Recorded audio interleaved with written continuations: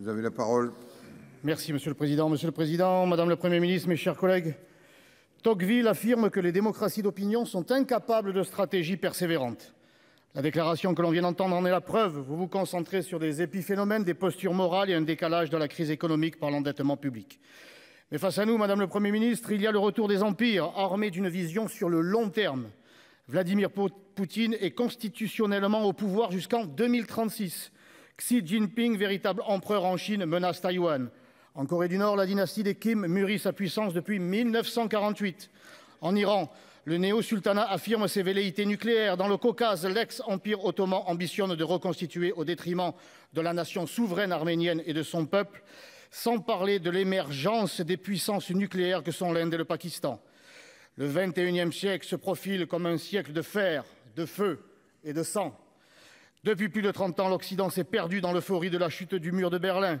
Pourtant, depuis, tant d'événements nous ont alertés sur la persistance de la guerre. Koweït, Yougoslavie, 11 septembre, Afghanistan, Irak, Crimée, État islamique, tensions indo-pacifiques. Malgré cela, rien ne fut fait pour reconstituer notre puissance, au contraire. S'il y a bien une Française qui connaît le rationnement et la fin de l'abondance depuis des décennies, c'est notre armée. Elle a été victime de l'idéalisme de nos gouvernants dont les principales illusions furent les dividendes de la paix, l'Europe de la défense, le multilatéralisme onusien.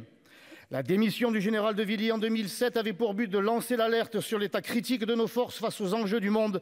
Le président Macron l'a méprisé. Quant à votre chimérique Union européenne, nous assistons aujourd'hui encore au divorce du couple franco-allemand. Le chancelier allemand annonce en effet 100 milliards d'euros en vue de constituer la première armée conventionnelle d'Europe et 40 milliards pour l'achat d'avions F-35 américains. Les mêmes qui ont organisé notre dépendance au gaz russe nous lâchent en pleine crise. Dans ce contexte, nous devons cesser de déléguer notre souveraineté et regagner les moyens de notre indépendance nationale. Il nous faut prendre conscience des grands défis du siècle, voir que l'ordre du monde est régi par l'antique dialogue mélien et la loi du plus fort. Anticiper les évolutions industrielles et économiques comme un moyen de ne pas perdre une guerre du même nom. Comprendre la réalité du choc migratoire et du choc démographique en cours. La Turquie et la Biélorussie, avec leur chantage aux migrants, ont bien compris l'intérêt d'utiliser cette arme contre les nations d'Europe.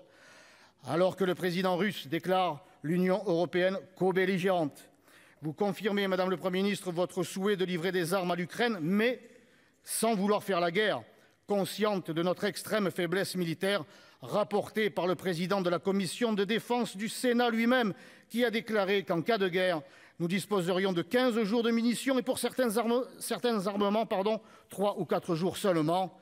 Mais ne doutons pas que les va-t-en-guerre indépendants, armés de leur salive, troqueront leurs costumes mocassins pour un treillis Rangers et passeront ainsi des travées du Sénat aux tranchées des soldats. Il est toujours temps d'imaginer, Madame le Premier ministre, des scénarios de rupture et de profiter de notre position de puissance nucléaire pour négocier avec les grands sans naïveté sur l'état de nos forces et sur les intérêts poursuivis par les autres États, fussent-ils nos alliés. Merci.